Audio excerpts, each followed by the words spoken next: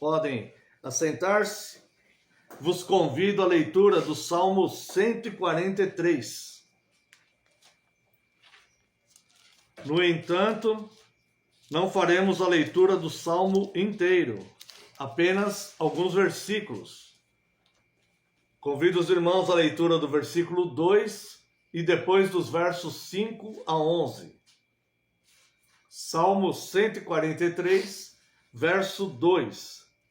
Não entres em juízo com o teu servo, porque à tua vista não há justo nenhum vivente. Agora leremos dos versos 5 a 11. Lembro-me dos dias de outrora, penso em todos os teus feitos e considero nas obras das tuas mãos. A ti levanto as mãos, a minha alma anseia por ti como terra sedenta. Dá-te pressa, Senhor, em responder-me, o espírito me desfalece.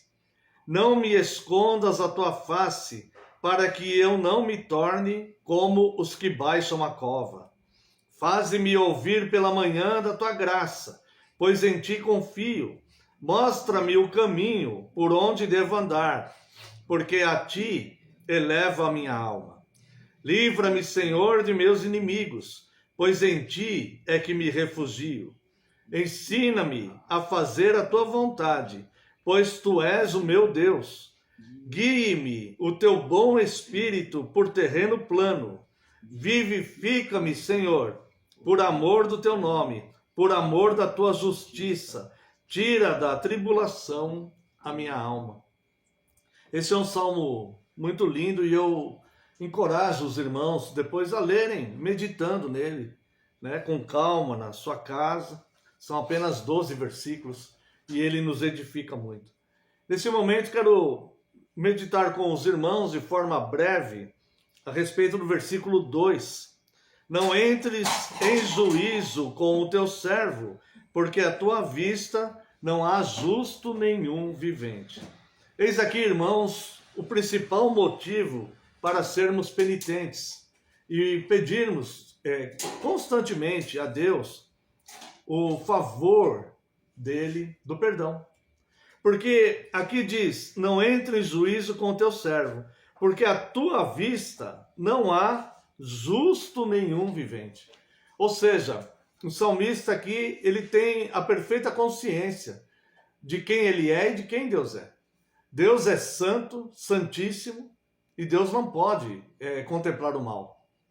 E ele não, ele por sua vez é apenas um homem, sujeito a erros, a falhas, a maus pensamentos, a atitudes equivocadas, a tantos erros que um ser humano pode cometer ao longo da sua vida, que talvez sejam até difíceis de numerar. E ele então, ele olha para Deus na posição certa, ou seja, o Senhor, à tua vista, justo nenhum vivente existe. Não pode haver. Então ele diz, ele faz um pedido sensato a Deus. Não entres em juízo com o teu servo. Veja que é uma forma humilde, mas inteligente, de se relacionar com o ser todo-poderoso. E esse ser todo-poderoso, ele é santo e justo, e ele fará justiça. No entanto, se Deus quiser fazer justiça conosco, nós pereceremos eternamente. Então, nós apelamos para um outro atributo de Deus. Nós queremos sim que Deus faça justiça e que todo o mal do mundo seja reparado. Mas quando nós olhamos para nós mesmos, nós vemos que nós não podemos suportar essa justiça de Deus. Então nós apelamos pelas misericórdias de Deus. Então o salmista, de forma humilde diante de Deus, reconhecendo a sua posição e a posição de Deus, e de forma sensata, inteligente. Nós devemos ser inteligentes, porque Deus, ele nos deu inteligência. E todos nós temos inteligência. O que acontece é que alguns a usam, outros não. Mas todos nós temos o poder de inteligência, de pensar e refletir antes de tomarmos decisões, de pensarmos em possibilidades, de pensarmos em Deus, de buscarmos a direção de Deus, como nós vamos ver aqui no restante desse salmo. Mas a princípio, o princípio da sabedoria é o temor do Senhor. Então ele diz aqui, não entres em juízo com o teu servo. Porque seria a mesma coisa que entrar num braço de ferro com alguém muito mais forte que nós não temos a menor possibilidade de vitória. Então ele fala, não entre em juízo com o teu servo, porque à tua vista não há justo nenhum vivente e eu não tenho essa justiça. Se o senhor entrar em juízo comigo, eu serei condenado. Mas depois, ele fala algumas coisas nessa súplica, que na verdade é uma súplica por libertação que ele faz aqui. E no verso 5, ele demonstra ser um homem sábio, né? Esse salmo é de Davi. E aqui no verso 5 ele diz, lembro-me dos dias de outrora, penso em todos os teus feitos e considero nas obras das tuas mãos. Olha aqui uma coisa interessante. O cristão tem que ter memória. A igreja tem que ter memória. O cristão ele deve conhecer a sua própria história e ele deve conhecer a história da igreja. Porque se nós não conhecermos a nossa própria história, fatalmente nós vamos cometer os mesmos erros do passado. Então é necessário que nós conheçamos a nossa história, que nós tenhamos consciência plena de onde já erramos no passado, para não voltar a cometer os mesmos erros.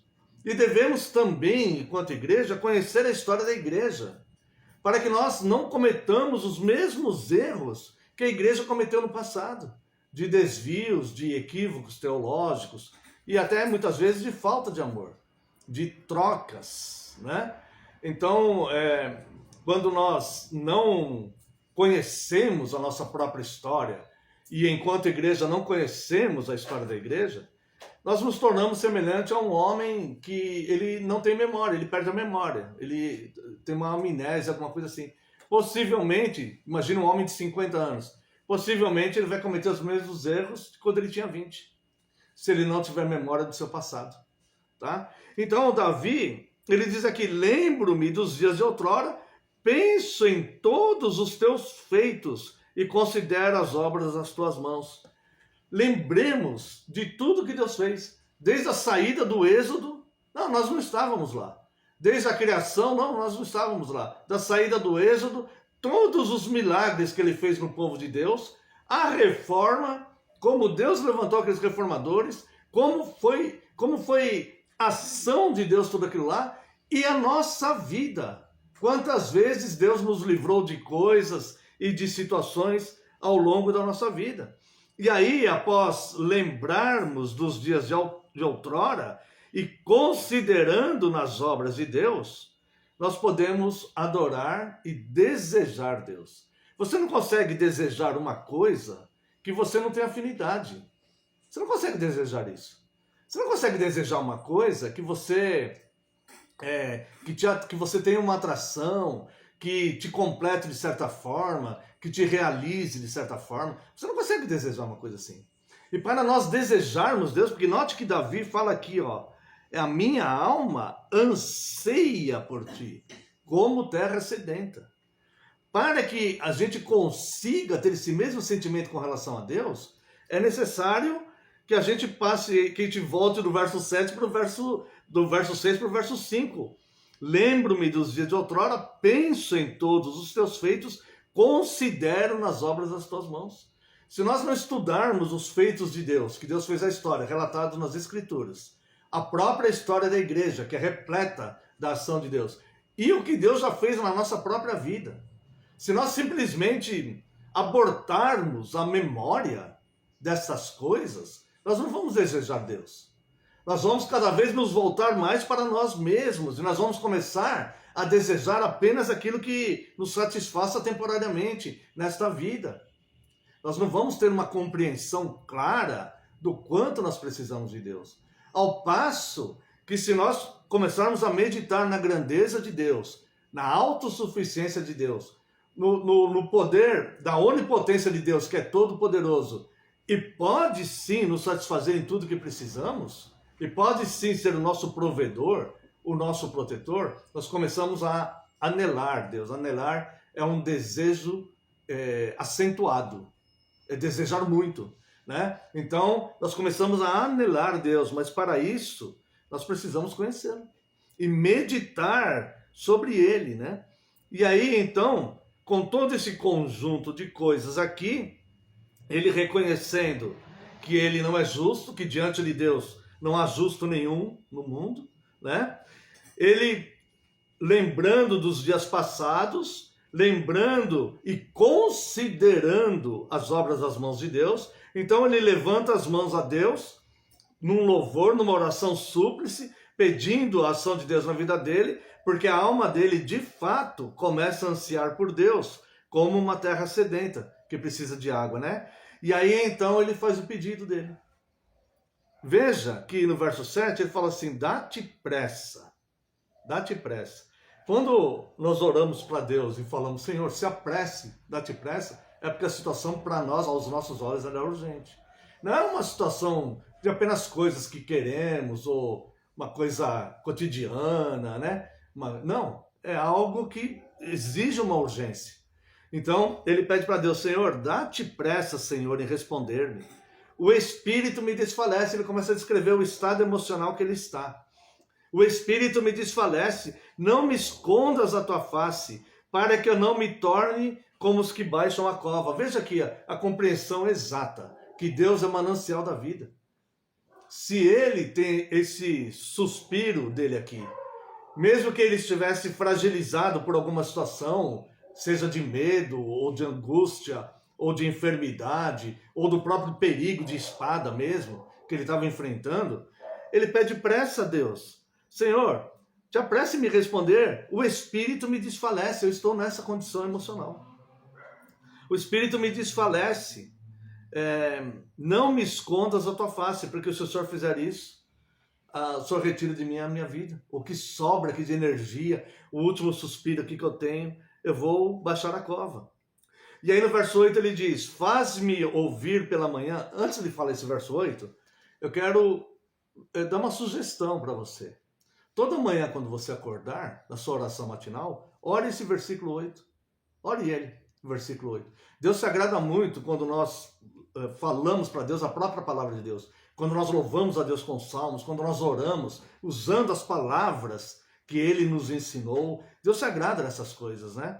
Não que não possamos usar outras palavras, podemos também, claro, mas Ele se agrada dessas coisas. Então, uma sugestão que eu dou para todos que me ouvem, ore pela manhã o verso 8, eu tenho feito isso. Faz-me ouvir pela manhã da tua graça, pois em ti confio. Mostra-me o caminho por onde devo andar, porque a ti eleva a minha alma. Olha só, que coisa linda, né? Então, dentro desse contexto todo, que ele demonstra um conhecimento de Deus, a memória ativa, lembrando das coisas de Deus, não só lembrando, mas considerando. Nossa, como Deus fez isso, né? Olha que amor de Deus. Poxa, Deus não precisava ter feito isso. Isso foi um ato de misericórdia mesmo com o povo, né? Deus é tão grande e tal. E aí, então, ele se enche de confiança para fazer o pedido para quem pode resolver, né? Para quem pode resolver. E aí, então, ele faz essa frase dentro da sua oração. Faz-me ouvir pela manhã da tua graça. Eu preciso disso. Começar já o meu dia ouvindo da tua graça, me fortalecendo, né? Me mostra o caminho que eu devo ir. Hoje, estou acordando, estou levantando, eu não sei como será o meu dia. Mostra-me o que eu devo fazer, aonde eu devo ir, com quem eu devo falar, aonde buscar as alternativas e as soluções que talvez esteja precisando e tudo mais, né? Então, o versículo 8, depois os irmãos meditem nele, ele é bem completo. Porque a ti eleva a minha alma. Sim, estamos elevando a alma a Deus quando nós fazemos esse tipo de súplica. Verso 9, livra-me, Senhor, dos meus inimigos, pois em ti é que me refugio. Direcionar a fé, a confiança no lugar certo, aonde de fato existe proteção, livramento, para quem de fato pode resolver o problema que ele está vivendo, né?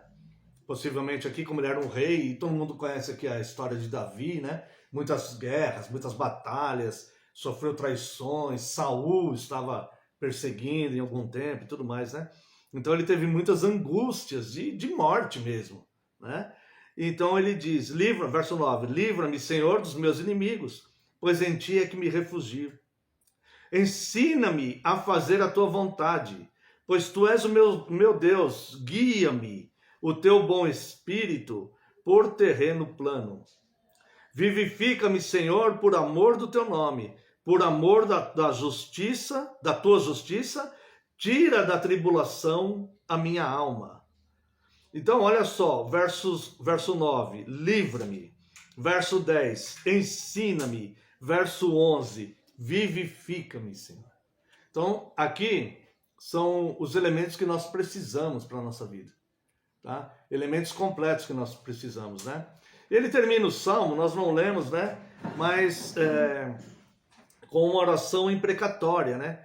Por tua misericórdia, dá cabo dos meus inimigos, destrói todos os que me atribulam a alma, pois eu sou o teu servo. Tá? Então eu quero deixar com os irmãos que Davi, nessa oração súplice, foi uma oração inteligente e uma oração consciente da postura dele, um rei, né? Mas que se coloca de forma totalmente humilde diante de Deus. Ele era um homem poderoso em batalha, em guerra. Ele mesmo diz, né? Deus me adestrou as mãos para a batalha. Ele talvez tenha sido o homem no mundo que mais participou de batalhas e guerras, Davi, né? E venceu todas, né? Passou por todas. Nenhuma delas tirou a vida de Davi, né? Então, e era homem de frente de batalha mesmo, né?